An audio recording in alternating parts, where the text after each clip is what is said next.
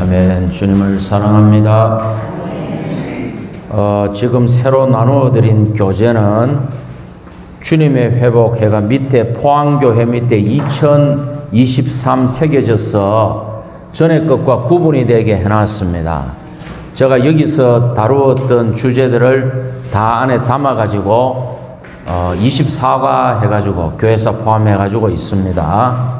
그래서 그거 다음부터 요거 꼭 가져오셔야 됩니다. 자, 오늘은 45쪽에 보시면 이스라엘의 역사를 하겠습니다. 이스라엘의 역사를 하는데요. 이렇게 지도를 그려놨죠, 제가. 자, 노아의 세 아들 셈과 함과 야벳이 온 땅에 흩어져 살게 됩니다. 셈은 황인종의 조상이 되었고 여기에 차지하고 살게 되었고요. 함은 흑인종의 조상이 되어 아프리카 대륙으로 퍼지게 됩니다. 야벳은 유럽인의 조상으로서 이쪽 다 유럽을 러시아까지 다 유럽인의 조상이 됩니다. 그래서 셈과 함과 야벳이 이렇게 온 땅이 퍼지게 되고, 자, 그러면 에덴 동산의 위치는 어디였을까요? 에덴 동산의 위치는 어디였을까요? 하나님이 최초로 사람을 만드신 에덴 동산은 아무도 몰라요, 사실 어디 있는지. 그러나 많은 학자들이 연구해 볼 때에 여기 페르시아만이고 요 이스라엘이 여기입니다. 그죠? 여기가 예루살렘이고 유대 땅이고 여기가 로마고 로마 제국의 중심지고 여기가 이집트죠. 아프리카 대륙. 여기 지중해입니다. 그죠? 여기는 흑해, 카스피해. 지금 전쟁이 벌어지고 있는 우크라이나는 흑해 위에 여기 있죠. 요 크림반도고요. 그러니까 러시아하고 지금 여기서 막 싸우고 있습니다. 그죠? 러시아 위에 있습니다. 자, 이 강은 말 그대로 요단강이죠. 이 강은 이집트니까 나일강입니다. 그죠? 이 강은 유프라테스 강, 티그리스 강입니다. 왜 이거를 말씀드리는가 하면은 이런 기본적인 사실을 모르면 성경을 읽어도 이게 어렵기만 어렵고 무슨 말인지 앞뒤가 하나도 안 맞아요.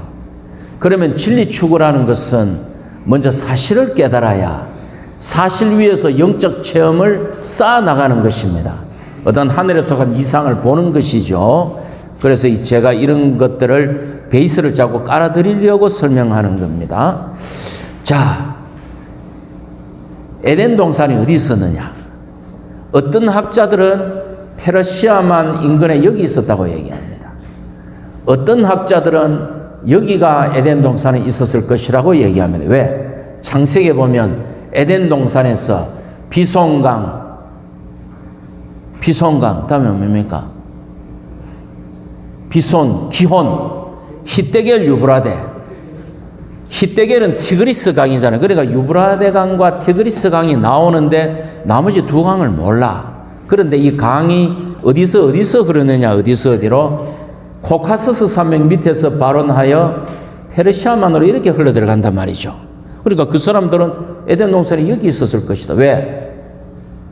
티그리스 강, 유브라데스 강이 발원했기 때문에 에덴 동산이 여기 있었을 것이다. 근데 이거 몰라요, 아무도. 어떤 사람은 아니야, 이 근방에 있었을 것이야.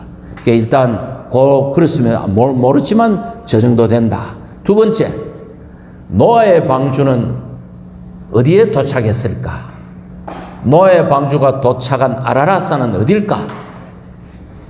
많은 학자들이 대다수 여기라고 생각합니다. 제가 여기에 빨간 걸로 해놨죠. 여기가 어딘가 하면은 아르메니아, 지금 아르메니아고 소아시아, 터키와 이란과 러시아가 만나는 지점일 것이다. 여기가 노아의 방주가 도착했을 것이다. 왜? 지금도 저기에 해발 5160m의 아라랏산이라는 산이 있습니다. 지금도. 그리고 저기에 나키체반이라는 도시가 있는데 그 나키체반이라는 도시가 무슨 뜻인가 하면은 후손의 첫 번째 땅이에요.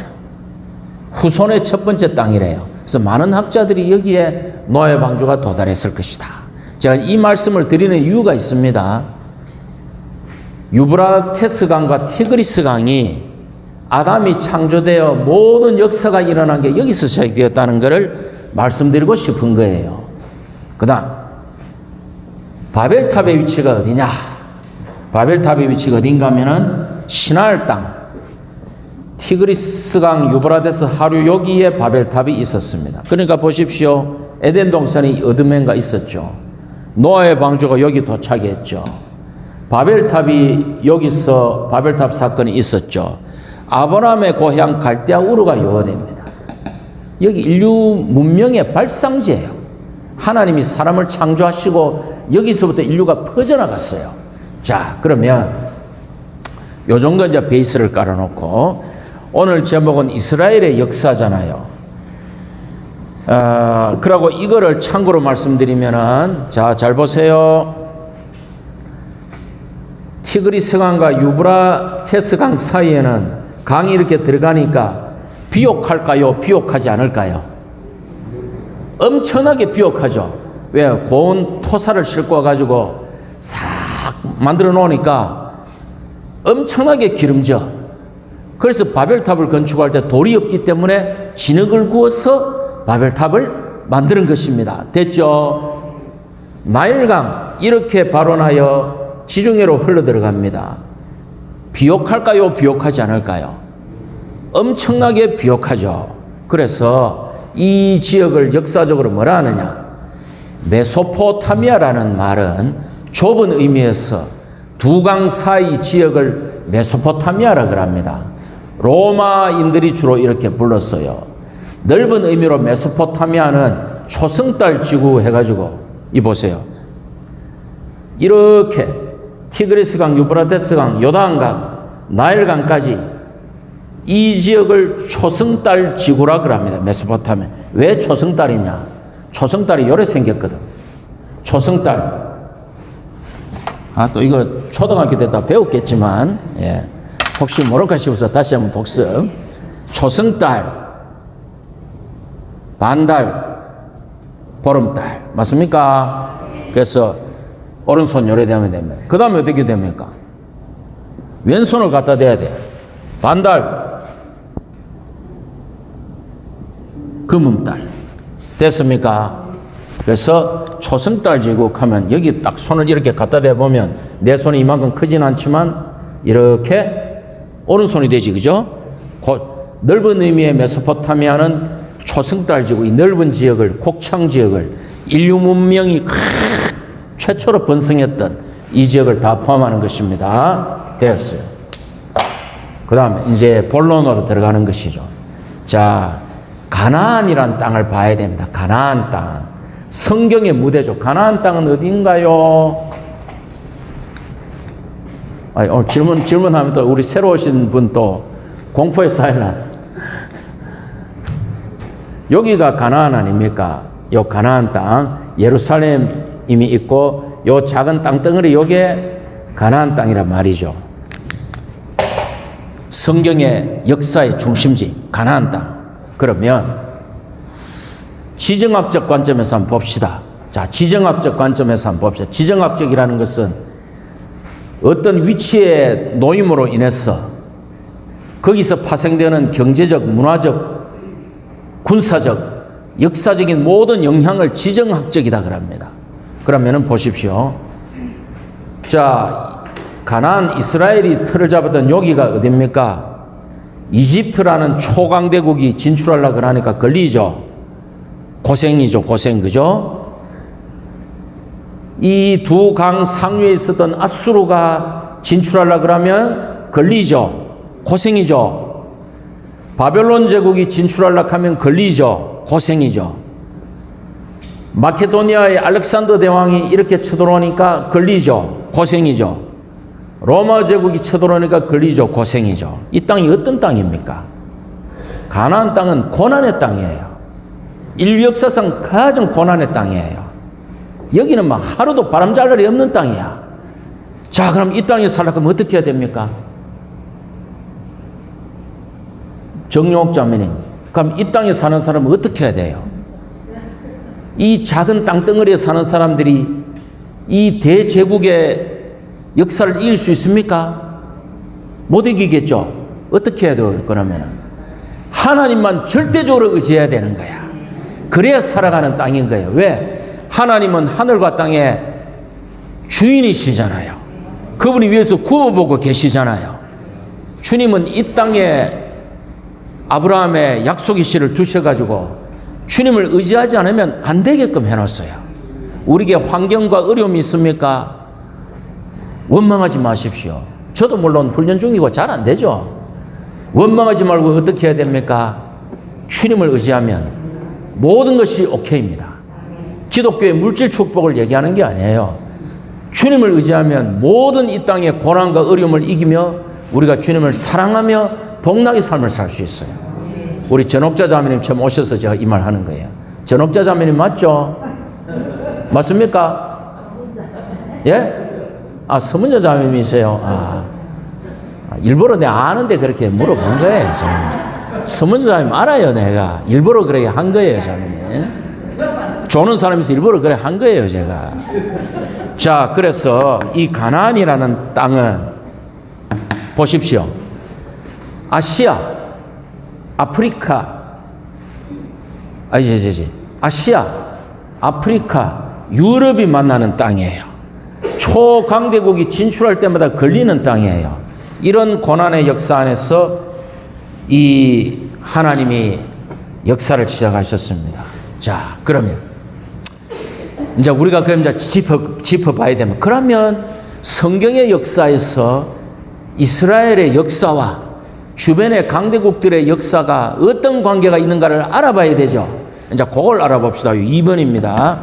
강대국의 전성기와 맞물린 이스라엘의 역사를 봅시다. 첫째. 자, 두 나라는 거리가 떨어지니까 동시에 여기도 강대국이었고 여기도 강대국이었습니다. 그래서 먼저 아브라함이 갈대아 우르에서 하란으로 갔다가 내려와 가지고 가나안 땅에 정착하게 됩니다. 어떤 일이 일어나느냐? 이집트가 최고의 강대국이었을 때 아브라함의 이삭의 자녀인 야곱이 70명의 권속을 데리고 가뭄을 피해서 이집트로 피신합니다. 그리고 400년간 이집트에 사니까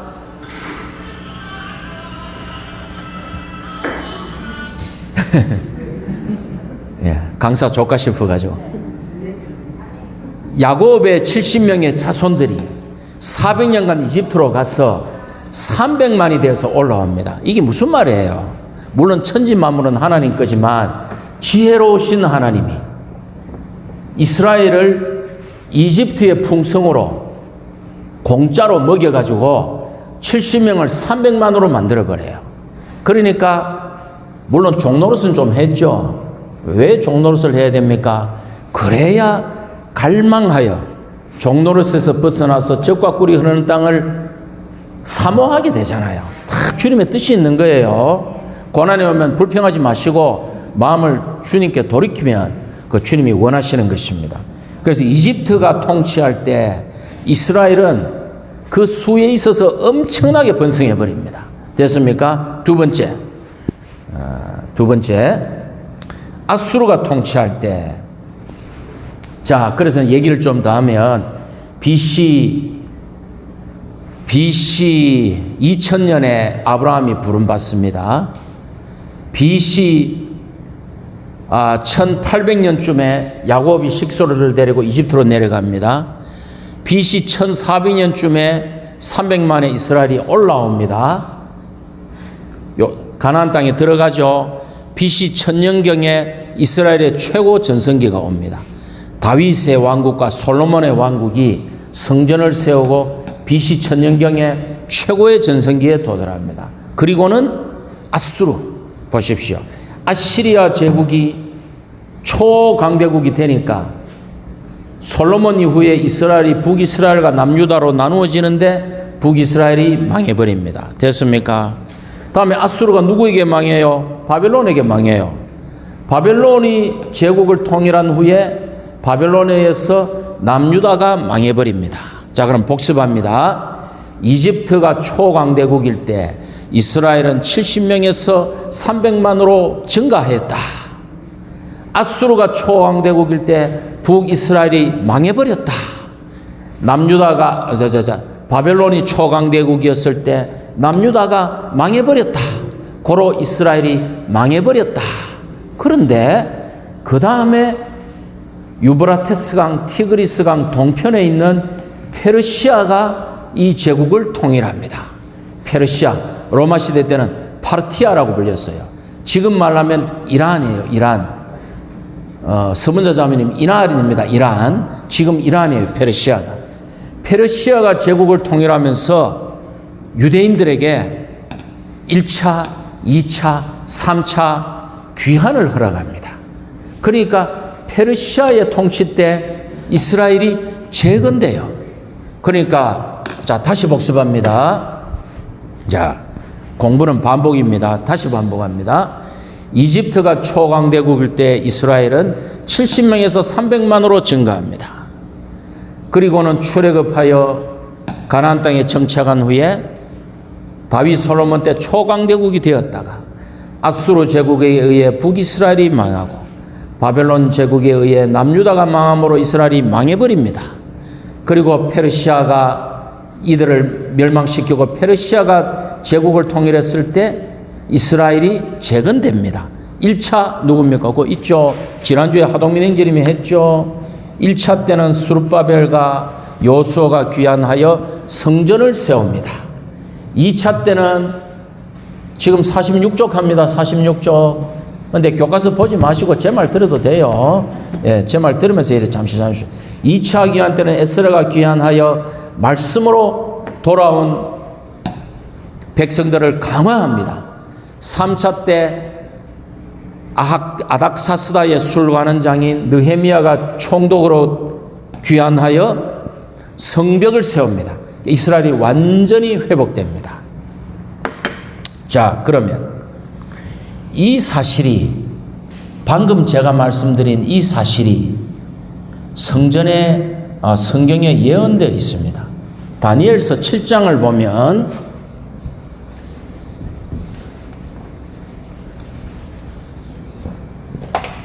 다니엘서 2장을 보면 금신상이 나오죠. 느부갓네살 왕이 꿈을 꾸니까 큰 신상을 보는데 머리는 금이요, 가슴과 두 팔은 은이요, 배와 넓적다리는 동이요, 두 발과 발가락은 철인데 흙이 섞여 있는 금신상의 이상을 봐요. 그게 뭡니까? 다니엘이 이상을 봤을 때는 어디예요? 바벨론에 의해서 이스라엘이 망해서 포로가 됐을 때예요. 그러니까 이때 꿈을 꿨으니까 왕이 느부갓네살이 꿈을 꿨을 때 금의 머리는 바벨론, 다니엘 2장의 큰 신상, 사람의 형상이 신상이란 것은 몸신자입니다. 몸신자. 그 사람의 형상이다. 어쨌건 머리는 바벨론, 가슴과 두 팔은 뭡니까? 요거는 금으로 되어 있죠. 요거는 은으로 되어 있어요. 요거는 메도 페르시아.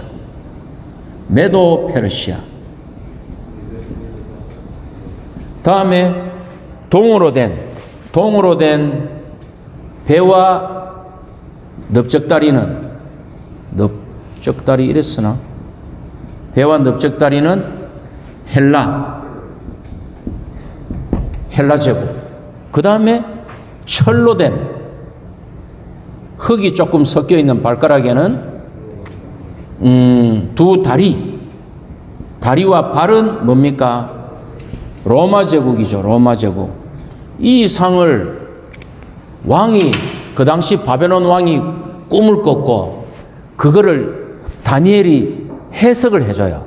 근데 왕이 꿈 얘기를 해주고 해석한 게 아니고 왕이 너가 내 꿈도 알아맞혀 봐라. 그리고 해석을 해라. 왜? 꿈 알아맞출 줄 알면 그 사람은 진짜거든. 아무도 못 알아맞혀. 근데 다니엘이 주님께 탁 기도하고는 왕이시여 왕이 꿈꾸면 이러 하시면 왕이 깜짝 놀라죠. 자기만 아는 꿈을 얘기하는 거야. 근데 다니엘이 이렇게 해석을 하니까 왕이 믿는 거예요. 그 다음 다니엘서 7장에 가면은 다니엘서 7장에 가면 이 이상이 반복됩니다. 다니엘서 7장에 가면 이 이상이 반복이 돼요. 뭡니까? 다니엘의 이상 중에 보니까 독수리 날개를 가진 사자가 있어. 바벨론. 다음에 흉악한 곰이 나와. 곰. 메도 페르시아. 그 다음에 아주 날린 표범이 나와. 누굽니까? 헬라 알렉산드로스 대왕. 알렉산더 대왕이 얼마나 날린지 약관 30의 젊은 왕이 20살, 20대 초부터 왕이 돼가지고 마게도니아 왕이 다 점령해버립니다. 인도까지 지출합니다. 그러다가 미안하게도 알렉산드로스가 13년인가 왕 노릇하고 죽어버려요. 30대 초에 죽어버려요. 알렉산더 대왕은 30대 초에 죽어버려가지고 그의 왕국은 다 사라져버리고 예수 그리스도는 30대 초에 십자가에 못 박혀서 죽고 3일 만에 부활하시고 하늘로 승천하셔서 온 땅에 온 우주의 왕이 되셨습니다. 맞죠? 자, 그 다음 지금 제 말이 어렵습니까? 어려워도 할 수 없어요. 어려워도 할 수 없고 쉬워도 할 수 없어요. 들으시고 유튜브를 반복해서 영상 촬영되면 들으셔야 합니다. 반드시 피가 되고 살이 될 것입니다. 자, 그래서 그 다음 네 번째 짐승이, 이거는 짐승이 뭐 표범, 사자, 곰 이런 게 아니야. 왜? 너무나 포악하기 때문에 이 짐승의 집대성이야. 그게 누굽니까? 로마 적그리스도, 장차 나타날 적그리스도. 다니엘서 7장에서 네 짐승의 꿈을 꿉니다. 자, 넘어가겠습니다. 자, 그러면 이제 페르시아까지 했습니다. 제가 페르시아 때 이스라엘이 재건되었다. 그 다음에 누구라고요? 페르시아 다음에 헬라죠. 헬라. 아이, 잘하시네. 이제 헬라는 어디서 일어났습니까? 잘 보십시오. 다시 이집트 두 강의 상부의 아수르 제국, 두 강의 아래쪽에 바벨론 제국, 마게도니아, 아가야 마게도니아에서 알렉산드로스 대왕이 일어납니다. 지금 어디? 지금 어디? 애자자매님 지금 어딜까요? 그리스. 맞습니까? 터키, 소아시아 터키. 지금도 여기는 팔레스타인. 지금 아프리카, 이집트 그대로 있고, 로마, 이탈리아 그대로 있고, 마게도니아, 지금 그리스 자리에서 알렉산드로스의 헬라 제국이 일어납니다. 거기 있죠. 헬라 제국이 일어날 때는 이스라엘이 어떤 시대냐? 이스라엘이 말라기로 끝나고 구약이 끝나고 마태복음으로 신약이 시작되는 중간 400년 공백 기간 때 헬라가 일어납니다. 됐습니까? 그래서 1차 아까 성전을 재건하려고 페르시아 때 1차 스룹바벨 요소가 돌아올 때 신원자 학계 스가랴가 돕습니다. 신원을 해가지고 얘들아 힘을 내, 하나님이 도우셔. 신원자들이 신원을 해가지고 학계 스가랴가 1차 귀환을 돕습니다. 2차 귀환은 에스라가 말씀을 하고 3차에 느헤미야가 귀환하여 성벽을 세울 때 구약의 마지막이 누구예요? 마지막 선지서가 말라기죠. 말라기가 사람 이름입니다. 이 말라카이 선지자가 힘을 내라, 여호와께서 돕는다 신원해가지고 성벽을 재건합니다. 그럼 말라기로 성경이 끝나버려요. 끝나고는 400년 후에 예수 그리스도가 탄생하는 공백기에 알렉산더 대왕이 일어나서 다시 온 제국을 통일합니다. 됐습니까? 됐죠? 물어볼게 이제 한번. 자, 그래서 헬라의 통치의 특징이 있습니다. 아주 중요한 특징이 나옵니다. 헬라 통치의 특징이 있어요. 첫째, 지중해 주변을 헬레니즘 문화를 퍼뜨려버려요. 첫째, 문화를 통일시켜요. 알렉산더 대왕이. 둘째, 헬라어를 보급해요. 온 지중해 주변에 헬라어를 보급해요. 왜? 문화가 탁월하면 그 문화를 표현하는 언어도 퍼지잖아요. 헬레니즘 문명을 지중해 주변에 다 퍼뜨리고 헬라어를 공용으로 퍼뜨린 후에 세 번째, 거기 첫 번째, 두 번째고 세 번째, 북아프리카 알렉산드리아에서 알렉산더 대왕이 원래 이 지점이 이쯤 되는데요. 어딘지 정확하게 이쯤인가 잘 모르겠습니다. 이쯤 되나? 제가 잘 모르겠습니다. 그거는 각자 공부해가지고 각자 공부하십시오. 제가 다 가르쳐주면 발전이 없잖아요. 헬레니즘 시대의 가장 중요한 도시가 북아프리카의 알렉산드리아입니다. 알렉산드로스의 이름을 따가지고 이 도시를 건설했어요. 신도시를. 그래서 알렉산드리아에서 아주 중요한 작업을 합니다. 뭡니까? 히브리어로 쓰여진 구약 성경을 헬라어로 번역합니다.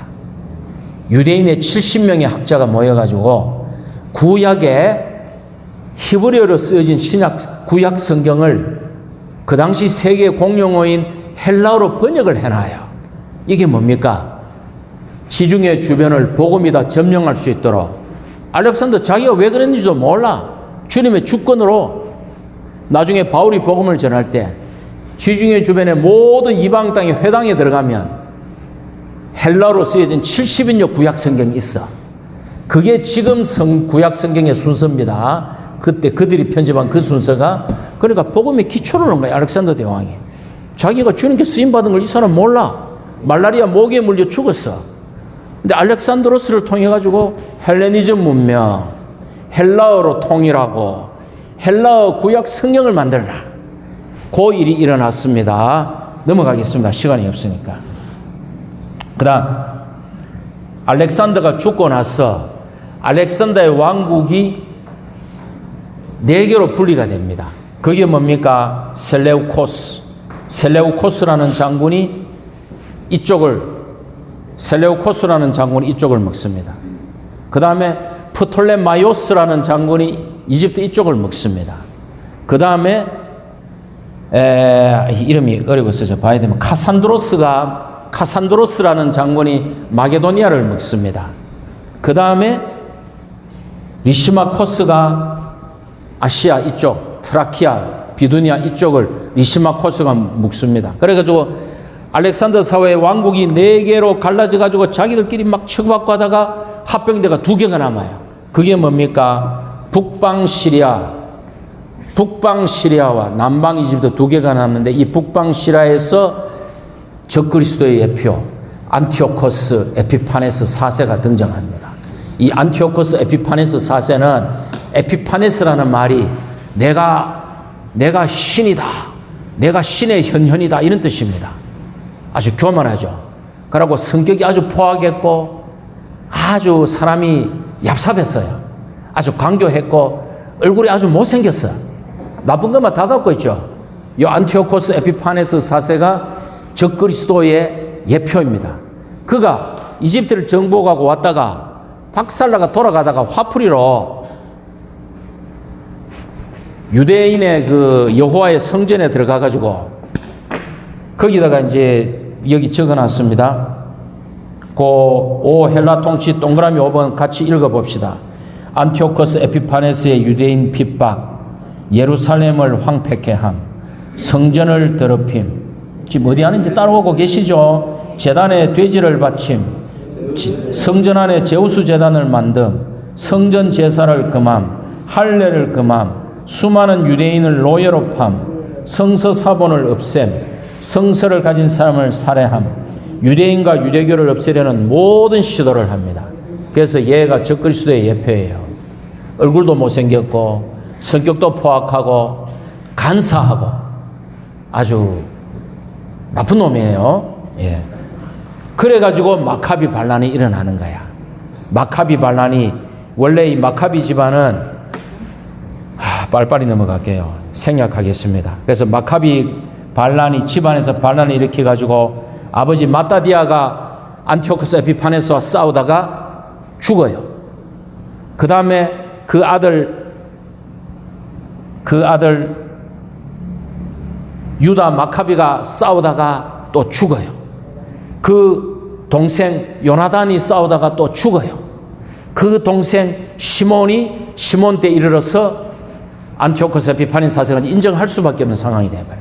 그러니까 그때 그들이 독립 왕조가 세워집니다.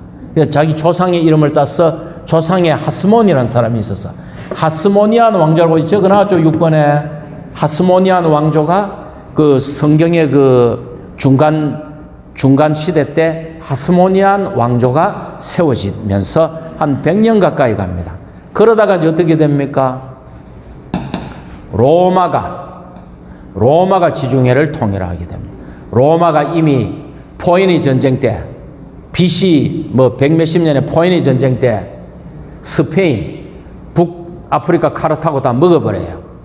다음에 이제 시저가 나와가지고 카이사르가 나와가지고 브리테니아, 갈리아, 즉 지금 영국, 프랑스 다 먹어버려요. 그리고 이집트를 속국으로 만들어버립니다. 식민지로 만들어버립니다. 그때 그 카이사르가 막 전쟁하던 그때 이제 이 폼페이우스라고 이 삼두 정치에 그 있었어요. 폼페이우스 또 크라수스, 카이사르. 이 카이사르가 이제 시저죠. 카이사르가 독일에 가가지고 뭡니까? 짜르 맞나? 독일에 가가 시저가 짜르가 되고 러시아에 가가지고는 뭐가 됩니까? 러시아가 뭐 되죠? 아, 헷갈리네.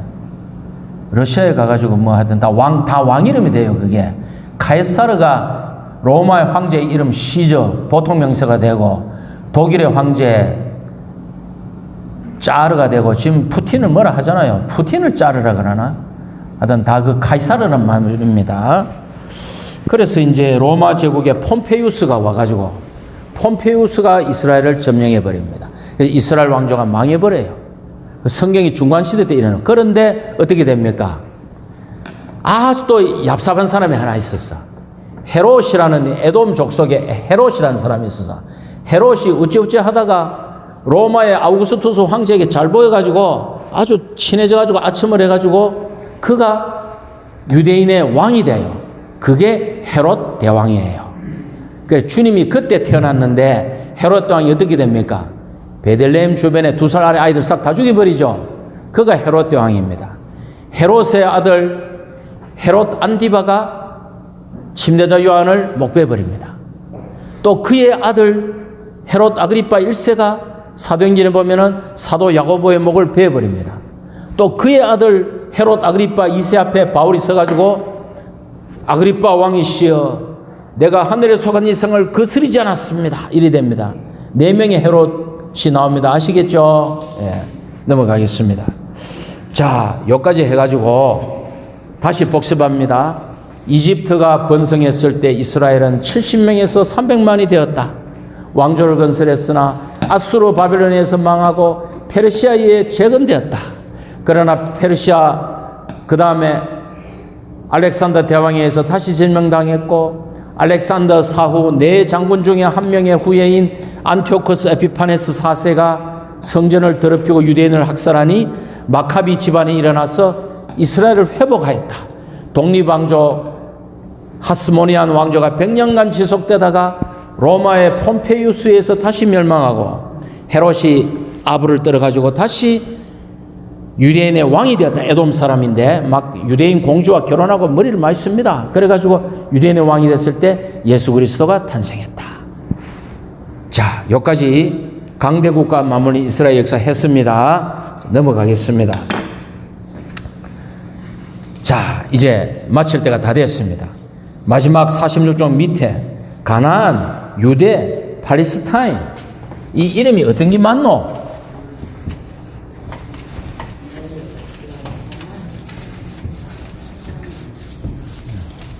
어떤 게 맞아요? 표준말 써야 됩니다. 왜냐하면 또 많이 여기저기서 보시는 분들도 있을 수 있기 때문에 어떤 게 맞습니까? 가나안이란 이름, 유대 땅이란 유대라는 이름, 팔레스타인이라는 이름, 어느 명칭이 맞느냐? 요 땅덩어리의 이름이 가나안이냐 유대 땅이냐 팔레스타인이냐. 자, 한 장 넘겨봅니다. 47쪽. 노아의 후손 셈과 함과 야벳 중에 함의 후손 중에 가나안이 있었어요. 가나안 족속이 이 땅에 살았기 때문에 가나안 땅입니다. 맞습니까? 그런데 유대인들이 이 땅을 빼뜨렸죠. 하나님의 젖과 꿀이 흐르는 땅을 약속을 따라 들어가서 원래 아브라함의 약속했던 땅을 되찾았습니다. 그때부터 유대 땅입니다. 유대 땅이라 불리는데 하도 로마 시대 때 여기서 반란이 로마 제국에 대항해서 이 자존심 높은 유대인들이 반란을 하도 일으키니까 로마 제국에서 이 땅에서 유대인들을 아예 없애버려야 되겠다. 그래가지고 그들을 추방하고 땅 이름을 블레셋의 땅이다 해가지고 팔레스타인이라고 이 땅 이름을 붙여버립니다. 팔레스타인이라는 말은 필리스틴 해가지고 블레셋의 땅이라는 뜻이에요. 블레셋은 원래 요 바다의 지중해 크레타 키프러스 섬에서 이렇게 올라와가지고 살던 백성입니다. 그래가지고 유대인들에게는 팔레스타인하면 기분 나빠요. 자기들 유대 땅이야. 이런 명칭의 변화가 있었다. 마지막 1948년 이스라엘이 독립합니다. 1948년에 이스라엘이 어떻게 독립하느냐. 자, 로마 시대 이후로 온 땅에, 로마 시대가 아니고요. 아수르 제국 이후로 아수르, 바벨론, 페르시아, 마게도니아, 로마 시대 이후로 온 땅에 유랑하던 유대인들이 시오니즘 운동이 일어납니다. 19세기 말에 시오니즘 운동, 시온으로 돌아가자 유대인들은. 그런데 1차 대전 때 영국이 약속을 해요. 영국이 아랍 족속들에게 너희들이 나를 도와주면 너희들에게 땅덩어리를 주겠다. 다음에 미국을 전쟁에 끌어들이기 위해서 미국에 사는 유대인들에게 미국이 우리 영국을 1차 대전에서 돕도록 너희들이 힘써주면 너희들에게 나라를 세워주겠다. 영국이 이중 수표를 발행합니다. 약속음을. 근데 1차 대전이 끝났어. 또 2차 대전이 일어나는데 독일에서 유대인들이 600만 명이 학살당하는 홀로코스트가 일어납니다. 유대인에 대한 동정 여론이 확산됐어. 우리나라를 세워야 되는데 영국이 약속을 안 지키죠. 영국 입장이 곤란하니까 국제연맹에 맡겨버려. 그리고 국제연합인가 국제연맹에서 이 땅은 아랍 사람들하고 유대인들이 나누어 가져라 이래버립니다. 그러니까 유대인들이 너 좋잖아요. 할렐루야, 우리는 이 땅의 절반이 우리 것이다. 그럼 절반에 살던 아랍 사람 쫓아내버리니까 이 사람들은 우리가 2000년 동안 살았는데 유대인들 너희들이 뭐 2000 몇 년 전에 몇천 년 전에 아브라함에게 줬다는 약속을 갖고 이거는 침략이 돼가지고 막 하는데 이스라엘이 1948년 이스라엘 나라를 선포해버립니다. 벤구리온 수상이. 선포하니까 즉시 그 이틀 후에 전쟁이 벌어져 버려요. 아랍 국가들이 5개국 쳐돌아버립니다. 그때부터 여기가 화약고가 돼가지고 1차, 2차, 3차 계속 전쟁이 아랍 전쟁이 일어납니다. 이제 이 이집트의 나세르라는 대통령이 수에즈 운하를 국유화해버립니다. 수에즈 운하는 요거죠. 요래 구멍을 뚫어가지고 요래 통하게 만드는 게 수에즈 운하예요. 왜? 옛날에는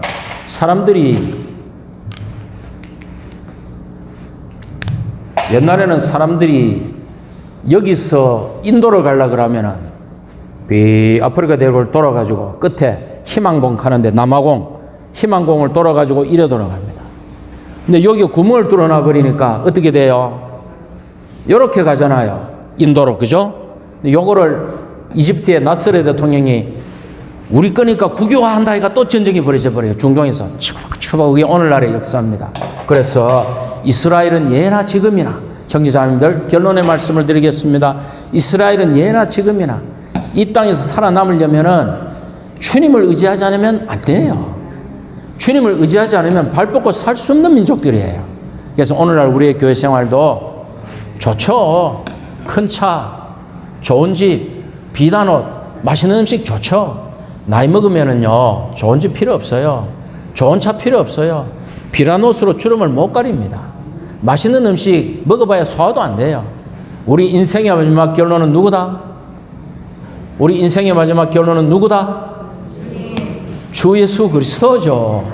주님만이 우리의 영원한 분기십니다. 우리의 삶이 정말 세상을 사랑하지 아니하고 죄악을 탐하지 아니하고 자아를 살찌우지 아니하고 오직 그리스도와 교회를 위해서 우리 남은 여생이 주님을 사랑하는 삶이 되기 원합니다.